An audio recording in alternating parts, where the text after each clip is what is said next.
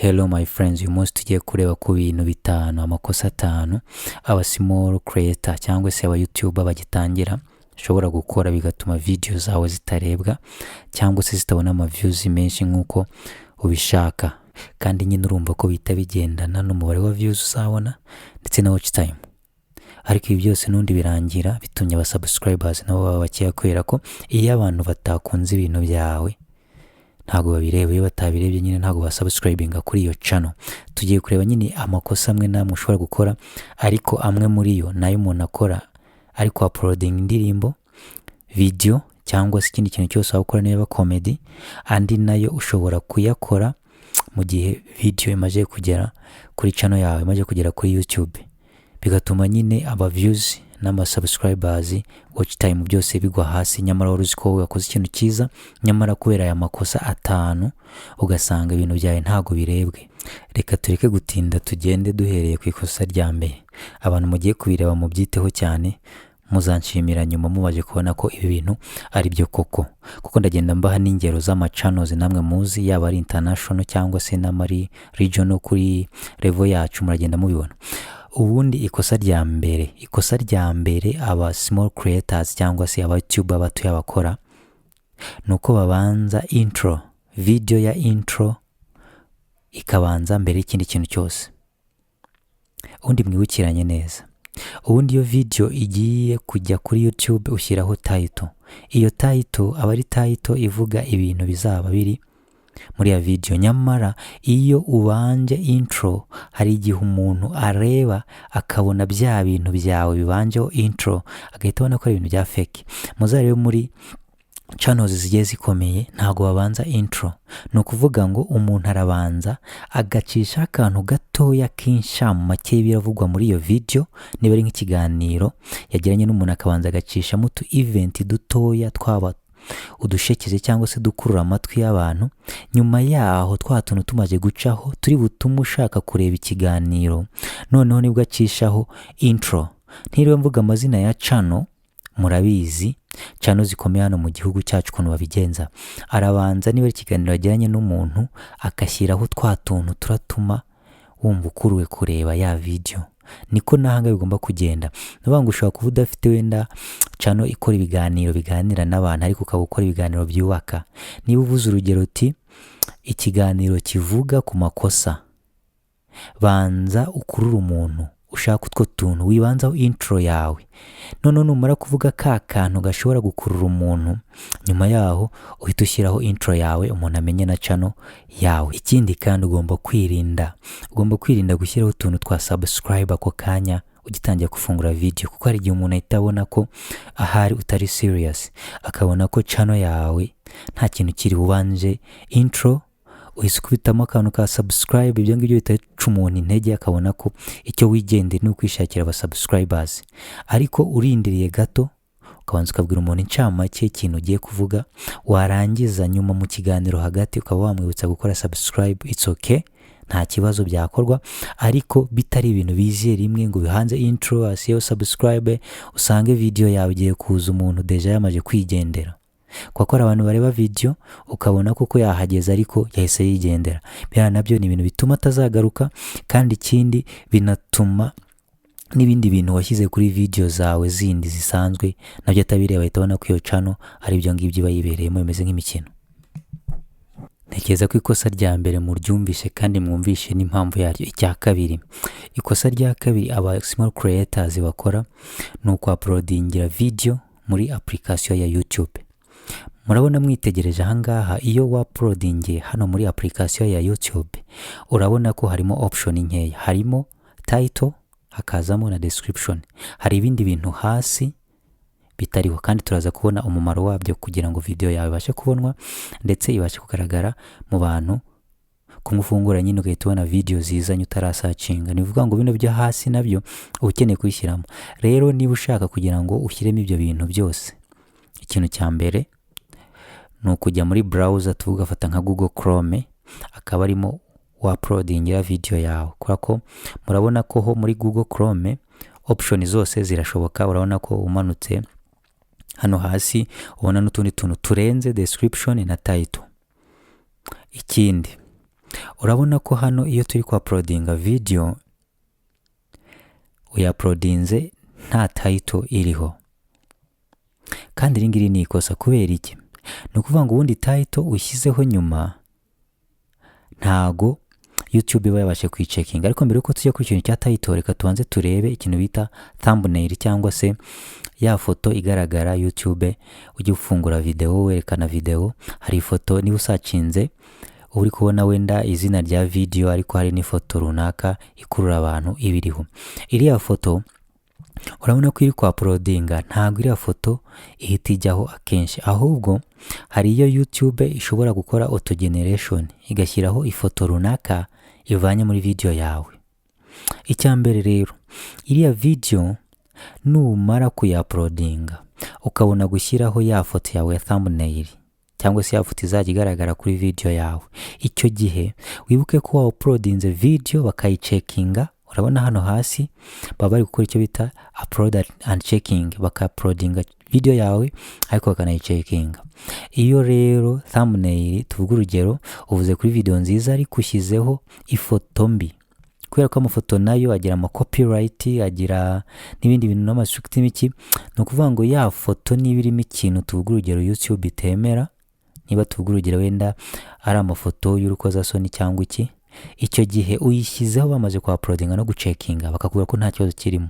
Ariko n'ubundi bizagira ingaruka kuri video yawe, kubera ko iyo video uya-uploadinze hari ibyacekinzwe ibindi bitacekinzwe. Ikindi kinakomeye nuko iyo ushyizeho ya thumbnail cyangwa se ya foto nyuma, YouTube ntabwo iba yizeye neza iyo foto yawe kuko itayicekinze, bityo video yawe ishobora kutagaragazwa cyane mu bantu bari gusacinga, kubera ko ntabwo YouTube yizeye ibintu byose biyirimo byinshi, cyangwa se ibindi wabishyizeho deja wamaze kwa uploadinga.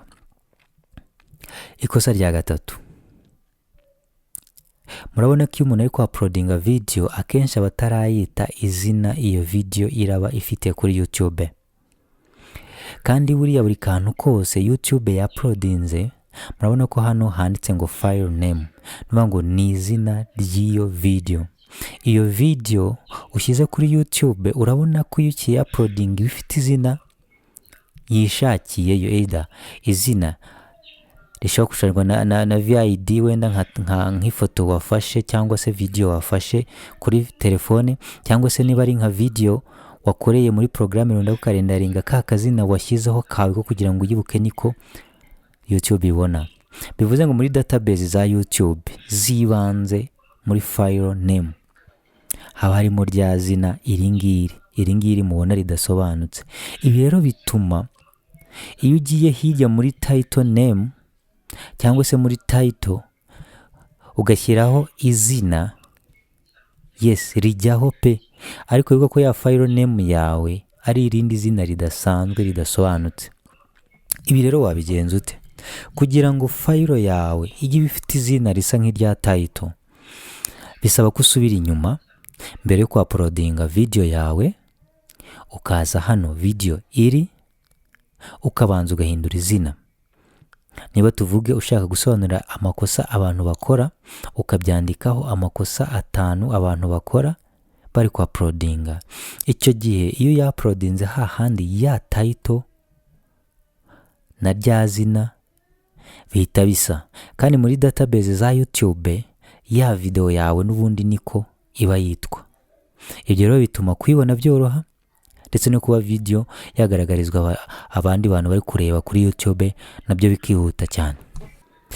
Ikindi irindi kosa rikunda gukorwa cyane nuko abantu batita kuri tuno tuntu twa hasi tundi. Urabona hano iyo ujuga kanda kuri mo hari ibindi bintu biza hasi, ariko ndababwira akantu kamwe wenda nakandi nzakavuga.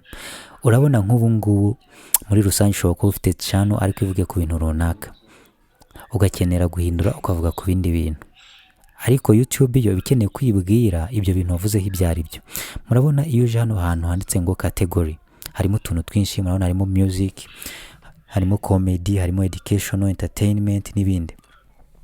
Tuvuga urugero ushobora gukora kuri comedy ariyo channel yawe ikora, nyuma ukavuga ku kantu wenda ugasohora indirimbo, nubwo video zawe zazaga YouTube ikazereka abantu bakunda comedy, ariko noneho wakoze indirimbo, bivuze ngo ukeneye ko n'abantu bakunda indirimbo bayireba. Icyo gihe uraza hano hasi ukabwira YouTube video ushyizeho ubwoko bwayo. Ese ni video music, ese ni educational, ese ni entertainment. Ibi bituma niba hari umuntu uri kureba ibintu bya comedy, YouTube iba yabibonye kare ikamwegereza hafi n'izindi comedy, ku buryo nawe ashobora guhita akandaho akayireba. Niyo yaba atayisacinze kuko atakuzi, ariko abasha guhita abona mu byo YouTube iri kumwegereza hafi bindi by'amakomedi, kuko nawe uzareba iri kureba nk'indirimbo z'umuhanzi runaka, ubona ko n'izindi ze cyangwa zo muri icyo gihugu bazegeza hafi. Bivuze ngo n'ukuriya uriya muntu nawe aba yaribwiye YouTube ko icyo kintu ashyizeho ni umuziki, icyo kintu ashyizeho ni comedy, icyo kintu ashyizeho ni wenda entertainment cyangwa se ni ikindi kintu runaka. Aka kantu rero ntimukakibagirwe, kubera ko YouTube iyo umaze kuyibwira ubwoko bwa video yakoze ibasha kuyitangariza abantu rwose mu buryo bworoshye. Ikindi murabona tuzamutse hano hejuru, iri ni irindi kosa aba YouTube bato bajya bakora. Urabona ko hari akantu ucekinga cyangwa se uvivura kakubwira ngo YouTube iyi video yanjye muyipublishinge, ariko muhe notifications abantu bakoze subscribe. No kuvuga ngo iyo kano kantu utagashyizeho video uyishyiraho, ariko nta muntu wawe wakoze subscribe umenya ko washyizeho video, urumva ko ni ikibazo. Wowe ukoze cyane, ukoze video urayauploadinze, washyizeho thumbnail imbere, barayicekinga, wisa amazina video yajyaho bimeze neza, title ni nziza nibyo, description ivuga ibyo video yayivuga nibyo, ariko bagiye kubwira abantu ko bagomba kuyipublishinga. Banze kuyipublishinga bakabwira abantu ko video wayigejeje cyo bita notification, wango ni kwa kundi ubona akantu kavuze ngo runaka ashyizeho iyi video ni channel runaka ishyizeho iyi video yiningi, cyangwa se mukanya channel runaka irakora live stream. Nuvuga ngo rero iyo kano kantu agacekinze muri kukabona neza gatangizwa na publish, bituma video yawe bayereka abantu bawe bakoze subscribe. Ikindi kintu ushobora gukora kugira ngo YouTube video zawe zereka abantu, cyangwa se n'abantu babashe kugerwaho na video zawe. Ubundi kuri YouTube haho video nini nk'ingi nakoze n'urugero, ariko hakunda utundi tuntu kudushoti, nuvuga ngo n'utu video dutoya tuba turi muri telefone, ukabona twuzuyemo muri telefone ihagaze. Utu tunekeza ko mutuzi, ni wajya kuri YouTube uratubona. Rero tuno tu video dutoya abantu baratureba kuko bari akantu gatoya kandi kihuta, ntago ari nk'iki video nkoze kirekire gisobanura ibintu byinshi. Abari akantu kavuga ku bintu bikeya kagahita karangira hakajya hakandi.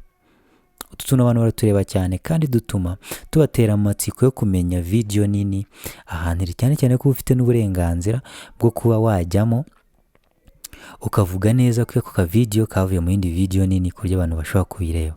Aka kantu rero ushobora gukora kuri buri video yose wa-uploadinze, kakaba ka trendinga, noneho abantu bakajya baza bajya gushaka noneho ya video nini aho yabiri. Babikora gute rero? Urabona iyo ufashe telefone ukajya kuri video ushaka kugakoraho, tugushaka gufata agashoti gatoya, urareba hano munsi ya channel haba hariho akantu kanditseho ngo remix, uragakanda.